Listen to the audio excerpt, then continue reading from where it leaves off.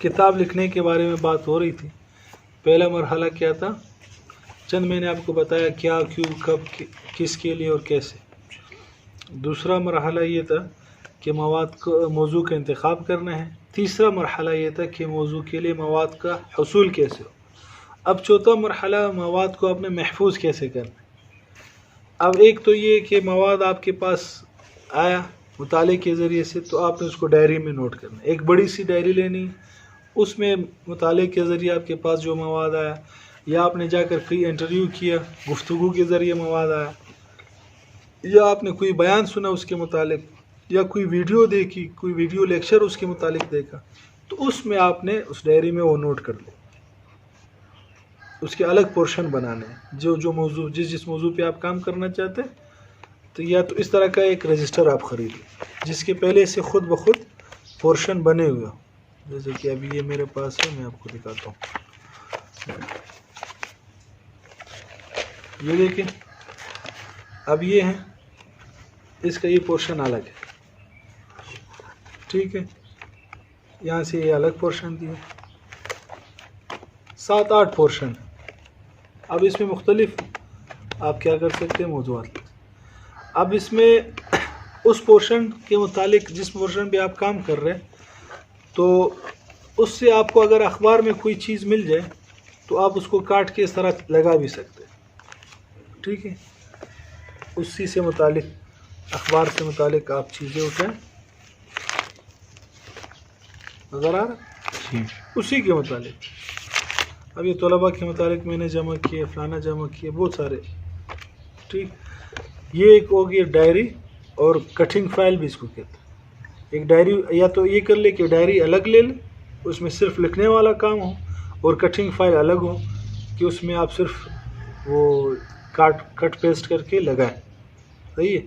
اور دوسری بات یہ ہے کہ ایک دوسرا فائل بھی ملتا ہے، اس میں آپ کیا ڈال سکتے ہیں، اپنے اخبارات کی کٹنگ ڈال سکتے ہیں، جس کے الگ الگ پورشن ہوتے ہیں. اس دن میں نے دکھایا تھا آپ لوگوں کو. اور ایک وہ چھوٹی ڈائری خریدنی. چھوٹی ڈائری آپ کے پاس ہمیشہ ہونی چاہیے، جیب میں ہونی چاہیے. کہیں بھی کسی بھی وقت آپ کو موضوع سے متعلق کوئی نہ کوئی آئیڈیا آ سکتا کہ آپ کے پاس، فرض کرو آپ کرکٹ پہ لکھ رہے، آپ راستے میں جا رہے، دیکھا آپ نے کرکٹ لوگ کھیل رہے، تو گاؤں دیہات ہے یا ایسے پسماندہ علاقہ ہے جہاں ان کے پاس وسائل نہیں ہے، وکٹ نہیں، انہوں نے پتھر رکھے ہوئے، تو ابھی آپ کے پاس ایک وہ مل گیا، آپ کو ایک چیپٹر مل گیا کہ گاؤں دیہات میں لوگ کیسے کرکٹ کھیلتے. اب وہ آپ لکھ سکتے. ابھی کہا مواد آپ کو کہاں سے مل گیا؟ مشاہدہ سے مل گیا. اب وہ آپ نے لکھنے ہیں فوراً اس ڈائری میں. اب اگر آپ نے اس میں نہیں لکھا نا، آپ کو یار گھر جاؤں گا پھر لکھوں، وہ گھر جا کے وہ آئیڈیا آپ کو یاد نہیں رہے گا. یہ کنفرم بات. یہ خیالات یہ تتلیوں کی مانند ہوتے، اس کو کیچ کر لیے، پکڑ لیے تو ٹھیک، ورنہ یہ اڑ کر چلے جاتے. کتنے ایسے خیالات انسان کے ذہن میں آتے ہیں یار کہ میں یہ کروں گا، وہ کروں گا، فلانا کروں گا، فلانا، اور گھر جا کے اس پہ لکھوں گا یہ. لیکن وہ گھر کیا تھوڑا سا آگے جا کر وہ انسان بھول جاتا. انسان کا دماغ مونکی مائنڈ ہے، یہ جمپ پہ لگاتا ہے، ادھر جمپ، ادھر جمپ، ادھر جمپ، یہاں کودتا ہے، وہاں کود جاتا. تو انسان کو کیا کرنا ہے، چھوٹی سی ڈائری لینی، اس پہ کوئی بھی آئیڈیا، کوئی بھی خیال، یا کہیں آپ چلے گئے، جمعے کا دن ہے، بیان سننے، اتفاق سے وہ بیان اسی موضوع پہ جس موضوع پہ آپ کتاب لکھ رہے ہیں، آپ ڈائری نکال کے نوٹ کریں. کہ ضروری کیا تھا لوگ دیکھ رہے تھے. لوگ کیا کہیں، تو لوگ دیکھ رہے تو کیا، آپ کو کوئی پکڑے گا کہ بھئی آپ کیوں لکھ رہے ہیں؟ ہاں، وہ تو اور خوش ہو جائیں گے. تو آپ لوگ کو اور ترغیب دے رہے ہو کہ یار یہ لکھنے والی بات ہے، میں لکھ رہا ہوں، آپ لوگ بھی لکھو. یہ آپ کو خاموش ترغیب دے گا، پریکٹیکلی ترغیب. ایک ترغیب ہوتی ہے زبان سے کہ یہ کرو کرو کرو، ایک ہوتی ہے کام کر کے. جیسے ہمارے مہمان آئے تھے کراچی سے، تو ہم ہوٹل گئے.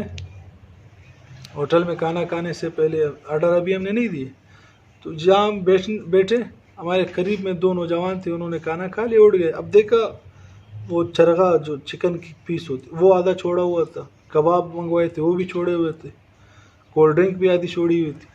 تو میں نے ان سے کہا آپ نے کھانا ہے؟ کہا کہ نہیں. میں نے کہا سائڈ پہ، سائڈ پہ کیا. اب ہمارے دوست کہہ رہے یار کیا کر رہے یار تم، بولتے ہیں ناک کاٹ دی. میں نے کہا نہیں یار یہ چیزیں ضائع ہوگی. جی. اب وہ بولتے ہیں بڑے بڑے ہوٹلوں میں لوگ کیا کرتے ہیں غریبوں کو بھی نہیں دیتے بھی, سارے ڈرم میں پھینک دیتے, سب پھینکتے ہیں صاحب. بالکل پھینک دیتے بڑے بڑے. اب سرینا میں گیا تھا, سرینا ہوٹل دیکھا جی کہ بہت بڑا ہوٹل ہے. جی اب وہاں پارٹی ہوئی, بسکٹ وغیرہ ہم نے کہا, وہ سارے وہ ویٹر جمع کر رہا تھا نا جو بچ گئے. میں نے کہا اس کا کیا کرے, بولتے سارا ڈرم میں جائے, کچروں میں جائے. میں نے کہا آپ لوگ کو, بولتے نہیں ہمیں اجازت نہیں, ہم نہیں لے جا سکتے. یہ سارا رسک ضائع ہو رہا ہے. اب اس کا ہمیں اس وجہ سے قدر نہیں ہے کہ ہمارے اوپر کوئی چیز مصیبت آئی نہیں ہے. رسک کے حوالے سے تیار مل رہے, ماں باپ کھلا رہے. جب ہم اس کے لیے خود محنت کریں گے پھر ہمیں پتہ چلے گا کہ اس رسک کی کیا محنت. اب وہ ہم نے وہ اٹھایا, اب اپنا آرڈر بھی پھر ہم نے دے دیا, کڑھائی وغیرہ منگوا لی. لیکن اس کو بھی جب میں کھانے لگا, دوست نے کہا یار مجھے بھی تھوڑا ذائقہ چکھا, ذائقہ دے. پہلے خود ہی بات. پہلے کہہ رہے تھے کیا, ابھی کہہ رہے ابھی ذائقہ دے. پھر میں نے, ہم سب نے وہ کھا لیا الحمدللہ. پھر میں نے ان کو ایک واقعہ سنایا جو آپ لوگوں کو بھی سنا. ہمارے ایک استاد تھے سلیمان احمر صاحب, ابھی بھی ہے. تو وہ بوسنیا میں ریلیف کا کام کر رہے تھے. جہاں جنگ ہوتی ہے لوگ جاتے کوئی خیر کا کام کرتے ہیں, ریلیف. تو وہاں ان کو بوسنیا کے جو دوسرے مخالف لوگ تھے انہوں نے پکڑ لی, فوجیوں نے. یہ تھے اور ان کے دوست, جیل میں بند کر دی. اب جب جیل میں بند کیا, بولتے ہم لوگ بیٹھے ہوئے تھے آرام سے. کچھ دیر بعد ایک جو فوجی ہمارے نگرانی کر رہا تھا جیل کے بعد, اس نے ایک بسکٹ اس کے پاس, اس نے ہماری طرف پھینکا. ہم نے اٹھایا, بسکٹ کھا لی, دو اس کو دے دی, دو بس جو کچرا رہ گیا ہم نے چٹائی کے نیچے ڈال دیا اس کو رکھ. اب رات گزر گئی, رات تک ہم سمجھے رات کو کھانا مل جائے گا, کھانا نہیں ملا. ہم نے کہا شاید چلو صبح دے دے. رات ہم سو گئے, صبح اٹھ گئے, صبح بھی کھانا نہیں. ہم نے کہا ہو سکتے دوپہر میں دے دے, دوپہر میں بھی کھانا نہیں.